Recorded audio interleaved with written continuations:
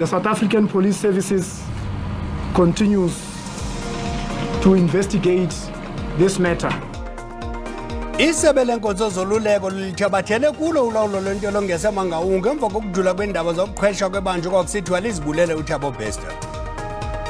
The security cluster matter is an embarrassment for the security of the country. Usosiba jikelele we-ANC umnumzana Fikile Mbalula uthi liphelile ixesha lokudiyakaza kumalunga lombutho azenzela unothanda xa kuvotwa namanye amaqela. Well, nothing succeeds like winning. You know, obviously winning amplifies the value and the numbers. But certainly, I think the work that we've done behind the scenes with the partner. Iqela leKaizer Chiefs liyaqhuba nokutsala umdlo abaxhasi noxa lingakhange liphumelele indebe kule minyaka esixhenxe edlulileyo.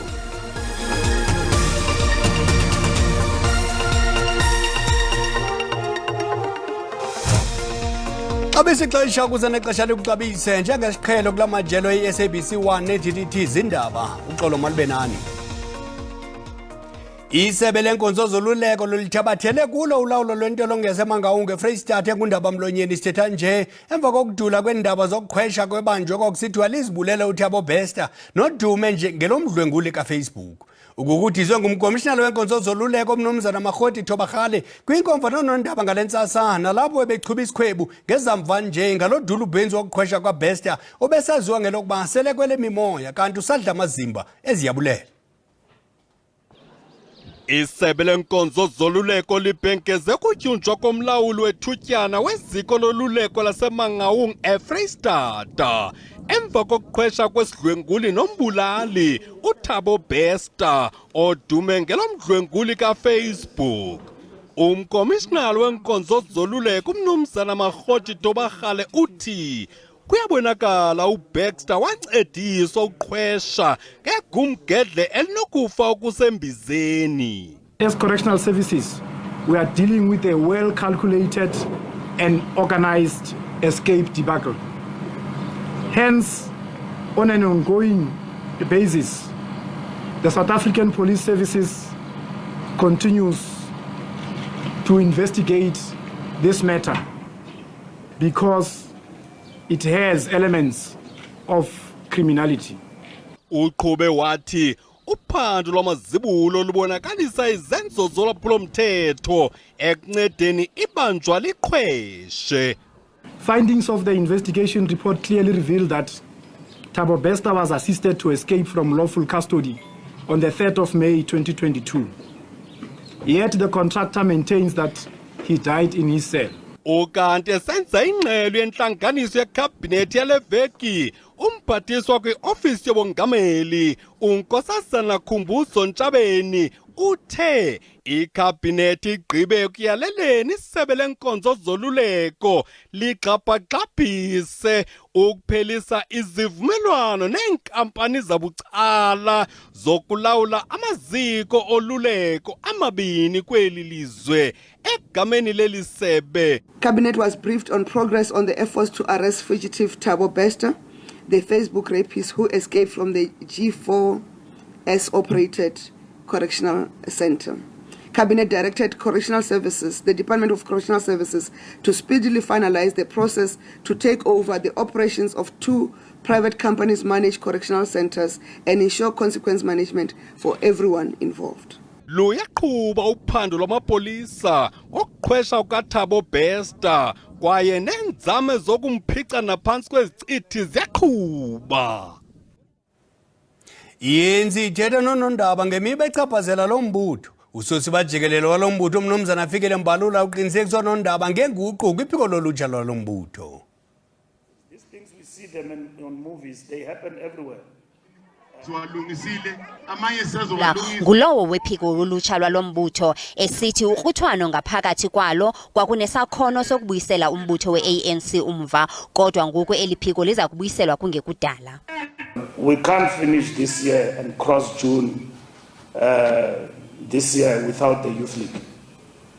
Young people of the ANC have been without the Youth League for quite some time and under the tutelage and command of the ANC. So we want an autonomous youth league that thinks, that participate in the discourse, that lead the youth struggles in the country. Uphefumlena ngamalungu ANC avota ngokuchasene nesivumelwano sombutho esithi ukuba kufuneka beqhube uvavanyo ukufumanisa inyani baza kwenza njalo. The days when ill-discipline looms large in the organization are over, not numbered. We are intervening in that regard from national parliament downwards. We are intervening. There will be no holy cows in this era of renewal, in this era of ensuring that the ANC members toe the line. And if they've got concerns, they should be in a position to raise those concerns within the structures and properly. Ngomba wokhuseleko kwindolongozeli uphefumle wathi. The security cluster matter is an embarrassment for the security of the country. That a criminal can fake their death and do all these things. These things, we see them on movies, they happen everywhere. That somebody has faked their death and went out of jail, obviously through conniving with the people there in the prison and so on. The question is, do we have the capacity to recover from that? And that is what is important. We've got to instill confidence that our security forces, and in particular the cluster, is able to deal with such lapses in the security of the country. Ngomso ikhosati iza kubamba isikhumbuzo seminyaka engama-50 sokuqhankqalazo lwenginginyi yabasebenzi olwalo banjelo eThekwini apho amawaka abasebenzi abamnyama babeqhankqalazela imivuzo emincinane neemeko ezimbi ababephangela phantsi kwazo. Olu qhankqalazo lwango-1973 lwaqhuba iinyanga ezintathu lwachana amashishini. Babengavumelekanga ngelo xesha lwengcinezelo ukuba babambe ukuqhankqalazo abasebenzi. Lesiteleka sesisebenzi ezinsundu saqala mhla ziyisishiyagalolunye ku-1973 eThekwini. Sabe sinokuthula sagcina singenelwe isisebenzi ezivile ezinkulungwaneni eziyikhulu. Yize abaqashi basabisa ngokuxosha lezi zisebenzi, zimbalwa kakhulu ke ezaphelelwa umsebenzi. Kwaboshwa isisebenzi ezingaphezulu nje kwamakhulu amathathu kulombhikisho. Ngalowo nyaka uhulumeni wanikeza isisebenzi ezinsundu igunya lokuteleka. I think workers today, when I look at the statistics, have not got much to celebrate about. You know, we have made progress, but we need to have zero tolerance towards corruption and greed. We need to go back to servant leadership. We need greater transparency. We need workers themselves to now control the union movement as we did in our day. And we need to build a broader social consensus on what is going to work. UNaidu owayengunobhala wokuqala wekhosathu uthi ziningi izinselelo zomnotho ezikhungethe lelizwe futhi kunesidingo sokuthi izinyunyane zisebenzisane. Ubuholi bekhosathu buthi kwesinye isikhathi kufanele ukuthi ke abaholi bezinyunyane bazinuke amakhwapha ngendlela abaziphatha ngayo. We have seen divisions in unions which at times may result to other workers saying, even those that are inside, well, we see theatrics by leaders. Are we here for that? Really? And you see, when I've got a case, a union is running bankrupt. Where are our affiliation fees that we're paying to the union? Why is the union not being able to represent us? Because you have leaders at times that use trade unions as a milking cow. Ulosi uthi ukuncintisana kwezinyunyane ke nakho kunomthelela ke ongemuhle kulomkhakha. Izisebenzi ezilinganiselwa ke kumaphesenti angama-75 azikho ngaphansi kwezinyunyane kuleli. Amalungu ekhosathu azokubungaza ke lolu suku lwembhikisho ka-1973 ezinkundleni zemidlalo eCarlsfontein eThekwini. NginguSimphiwe Makhanya wezindaba ze-SABC ngiseThekwini.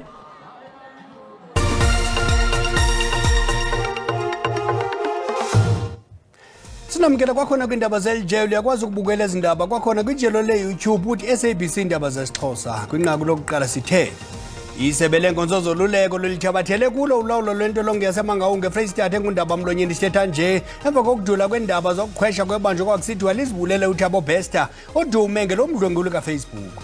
ubukudizwe ngumkomishana wenkonzo zoluleko umnumzana Makhodi Thobakgale kwinkomfanano ndaba ngalentsasa nalapho bechuba isikhwebu ngezamva nje ngalodulu benzi wokuqhwesha kwaBesta obesaziwa ngelokuba sele kwele mimoya kanti usadla amazimba eziyabulela. Iphondo laseMpuma Koloni libone lisehla izinga lentswela-ngqesho kule minyaka emibini idluleyo. Eliphondo lizimisele ukuqhuba nokukhulisa amathuba engqesho.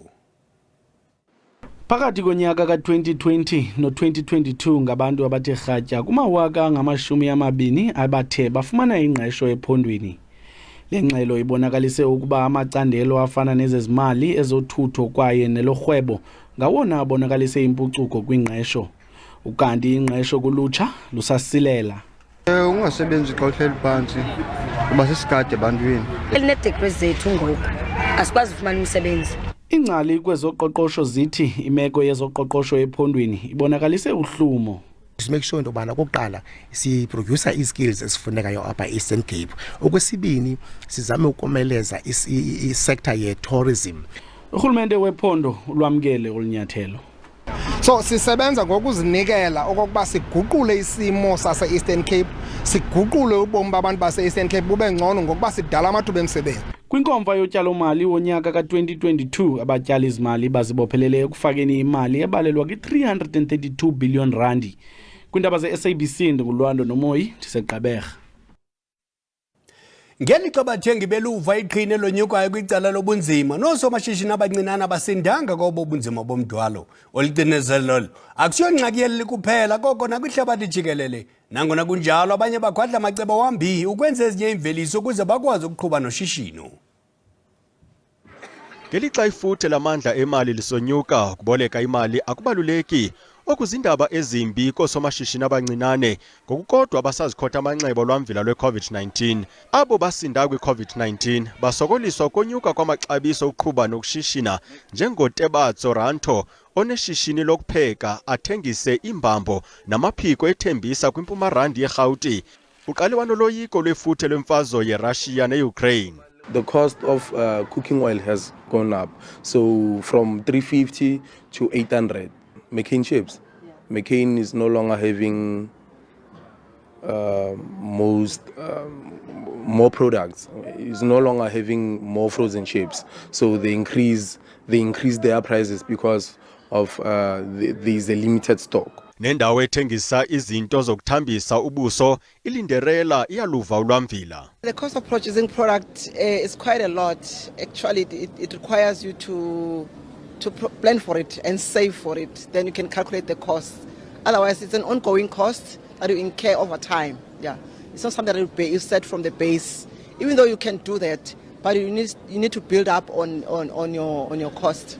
Urhawurhelo Musana nogxa bakhe baqala ishishini ngethuba isaqhuba i-COVID-19. Challenges tamathomo ke taba ya economy firstly yona elori ya rafe. He says their biggest challenge has been the state of the economy because of the changing spending power of their customers and the uncertainty of their jobs. Ngokophando lwenkampani iBDO kosomashishini abayi-500 isiqingatha sabo sikhwiniswa lifuthe lamandla emali kuba oko kuthetha ukuba mabahlawule kakhulu ngemveliso. Ifama eyayiqhuba kakuhle yaseMatsika ngaseThoyando kwiphondo laseLimpopo ngahle ivalwe nanjengoko kunzima kuyo ukuba ifumane inkxaso-mali. Le fama yebhanana yasungulwa ngabahlali abangaphangeliyo kwiminyaka ezibhozo egqithileyo.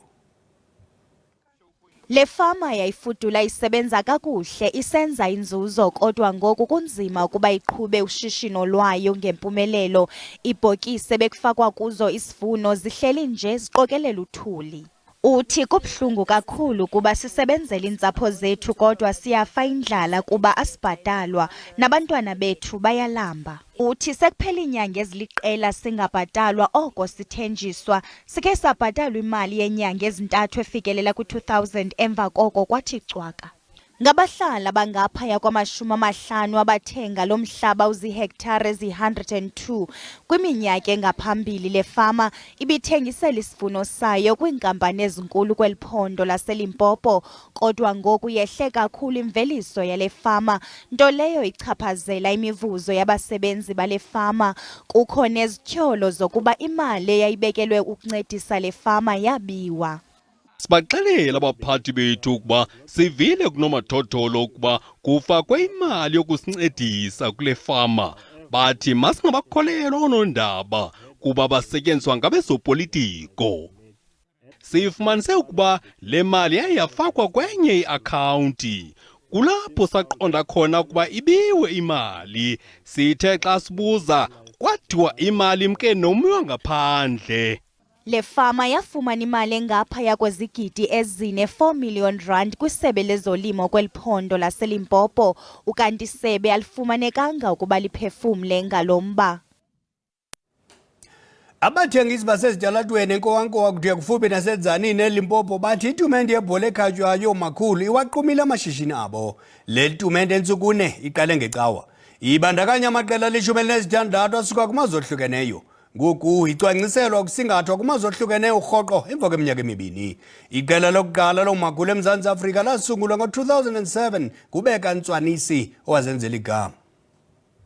Abathengisi bokutya, iziqhamo nezinto kwibala inkowankowa nalapho eqhutywa itumente yoomakhulu abadlala ibhola bancume olukablankethi emva kwengeniso abayenze ukususela ekuqaleni kwale tumente. Le tumente itsale umdla koomakhulu baseMelika, eFrance, eMozambique, eZambia phakathi kwamanye amazwe. Here we are selling fat goods, we are selling pap and flesh, and then we are selling just different things here. I'm selling pap, chicken, beef stew and 3 veggies. It's not going very perfect, but we are trying. Le tumente iquma uqoqosho lwasekuhlaleni kuba uninzi luhlomle kwaye namashishini angqonge ibala lemidlalo ayaxhamla.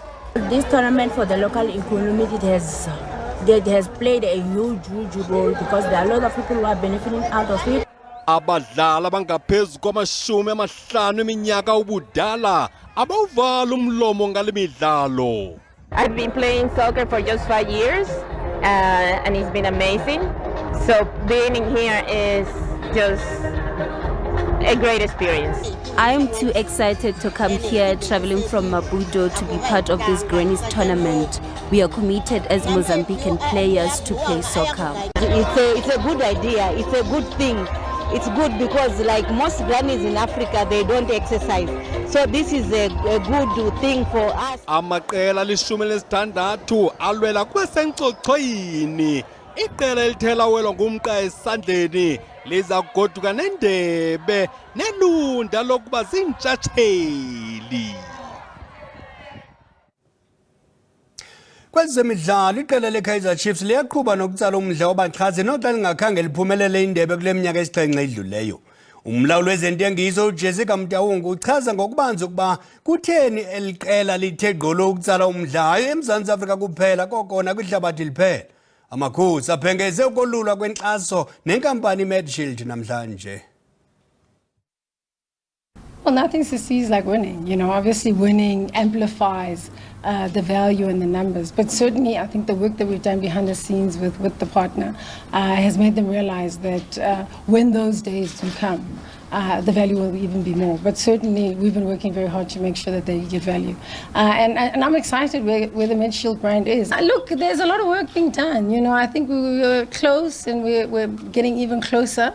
And we understand the importance of it. I mean, I was just at the launch or at the road show for the FIFA Women's World Cup trophy, and it was wonderful to see how the game is touching young women, you know, and how many young girls are participating in the clinics and school sports and all of that. So it's a priority of ours. You know, one wants to do it properly, would have wanted to announce something earlier on, but, you know, we've got to dot the I's and the T's and make sure in this space particularly, I think it's important. You know, women's football is center stage right now, and we want to do it properly, and in a space where we want to make sure women are treated well as well, and it's not just, the focus is not just on the male sport, and that's with resources, with salaries and those kind of things. So we need to do it properly, but certainly something we're very passionate about. We understand the pressures coming from CAF and all of those, but we want to make sure our investment in the game is authentic, and that we are going to really allow young women to realize their full potential.